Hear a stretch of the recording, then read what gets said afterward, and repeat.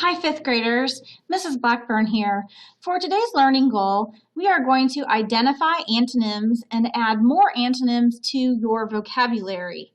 Our success criteria: I can successfully identify the antonyms and use new antonyms correctly. So let's go ahead and begin. I'm going to show you a couple of different words here. We have the word accept and decline. Now, if we think about these two words, what do we notice about them? Accept and decline. Well, when we look at them, we do notice that the words are opposite. And if they are opposite, we know that we will call them antonyms. Now, it's really important that when we look at antonyms, that they are words that mean the opposite. They're not just different, that the words are opposite in meaning. If you accept something, that means you take it in. If you decline something, that also means that you reject it. Let's use these words in some sentences and see if that will help us get a better understanding of what these words mean. This invitation is to a party that I want to attend.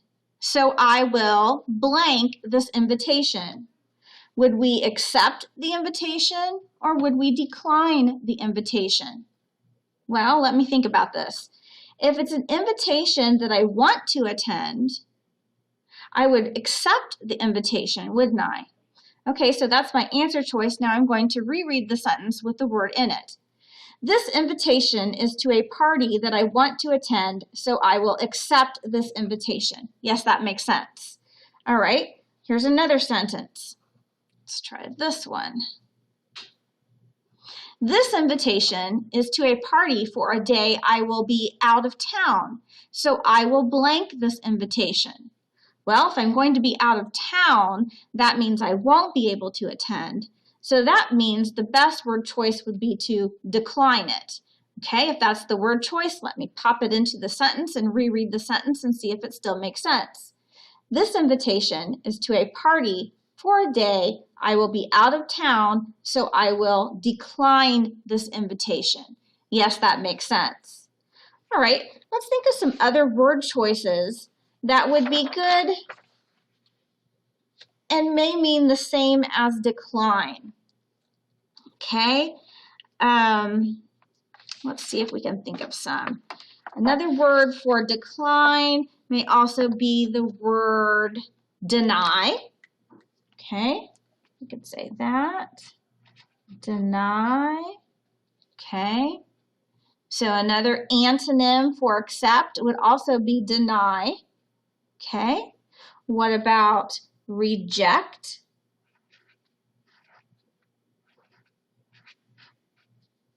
Deny, reject, and also if I'm thinking about that invitation, I could also refuse the invitation.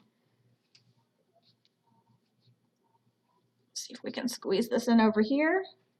Refuse. Refuse the invitation.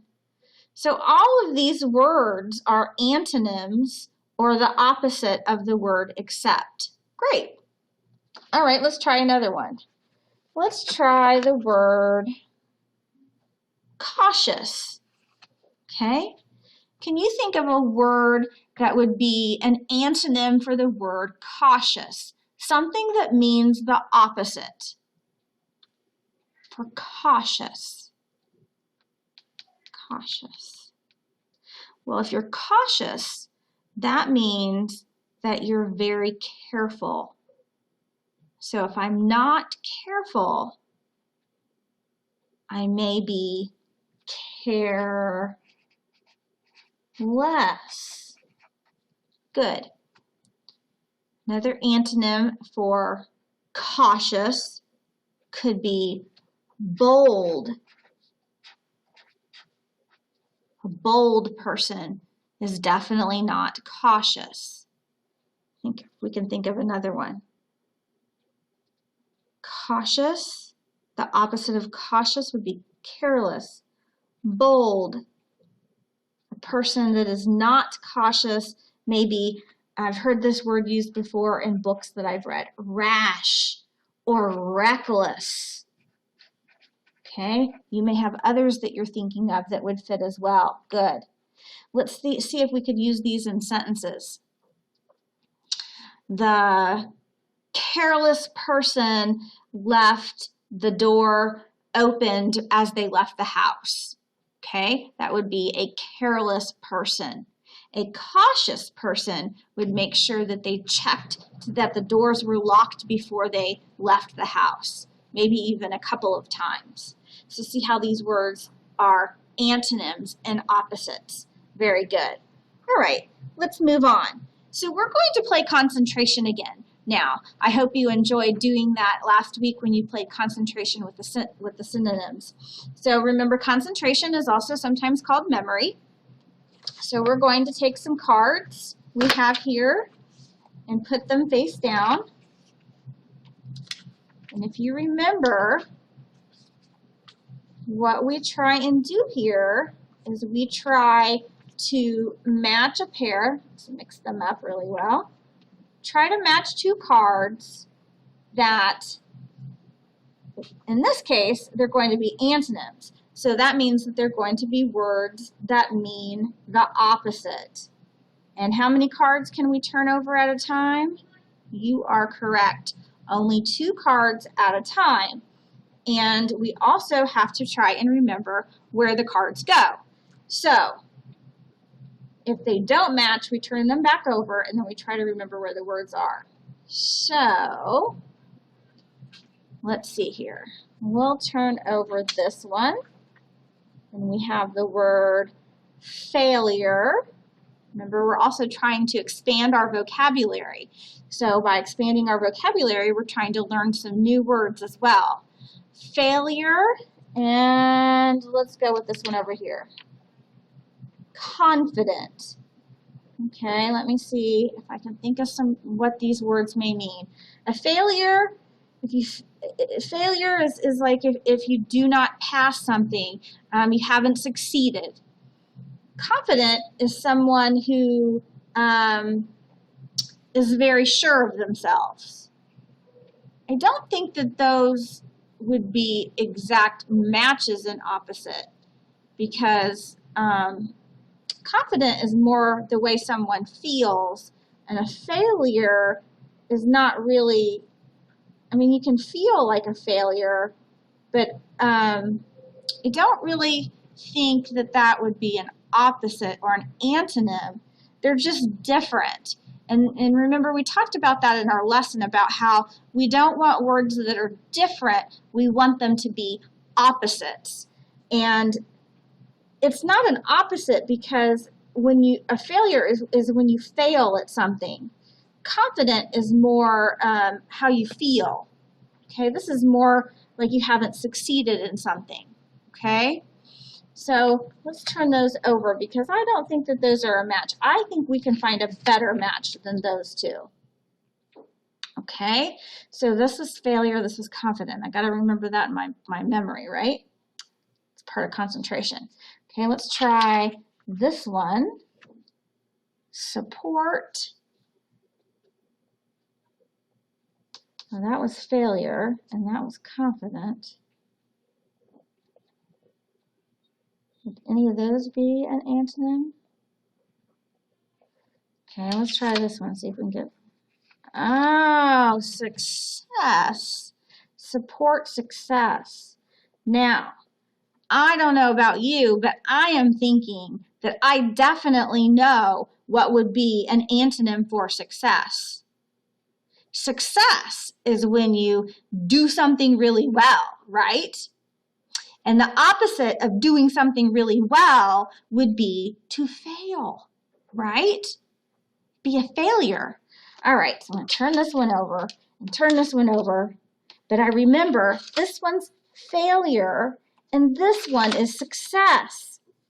These are definitely opposites. Do you see how these are opposites? Yes, they're antonyms because failure is when you do not succeed. And I even used that word when I was thinking about it earlier. I said, yes, a failure, the opposite of that would be succeed or success. So these are definitely my antonyms here. All right, so let's turn over this one.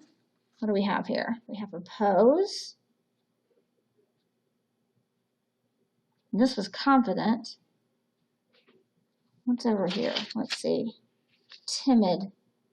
Well, those two don't work. Oppose and timid.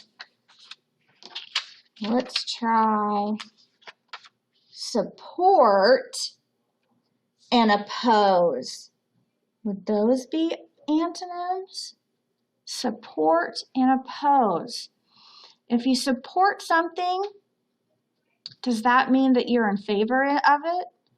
And if you oppose something, that means you're not in favor of it. Could I use other words? Let's see, some other words for support. Other words that would be synonym for support. Support, be in favor of. Can you think of some more words? Can you think of some more words that mean the same or synonyms for oppose? Oppose, deny. Would those be antonyms also for support? I think so. I think that that's a match. Okay, so we have support and oppose antonyms, failure and success antonyms. So these two must be antonyms, and if they're not, then we did something wrong. We have timid and confident. Okay, even if I wasn't really sure what timid was, let's see if I can figure that out. Confident is a feeling, right? You feel really sure of yourself. I think timid must mean that you're shy. So that would be more like withdrawn or shy, and you're not feeling very good, very confident. Be the opposite. So I think we did it right. That means that we must have all of our matches correct. Hey, we did it. Virtual high five. Awesome. Okay, so this is how you play concentration. I hope you enjoyed the game that you got to play online. There were lots of memory games and concentration games that you were able to play. You remember, you need to start with a memory game first, and then you can go and play the other games on that site as well. And you'll have another one, but this time it will be with antonyms. Remember, you're trying to also expand your vocabulary, so make sure that you're using some of these words in your writing. You're using this as you speak with your vocabulary. Try and impress people around you. Try and use these with mom and dad, and maybe even your brothers and sisters. I hope you enjoyed this lesson, and I will see you later. Bye-bye.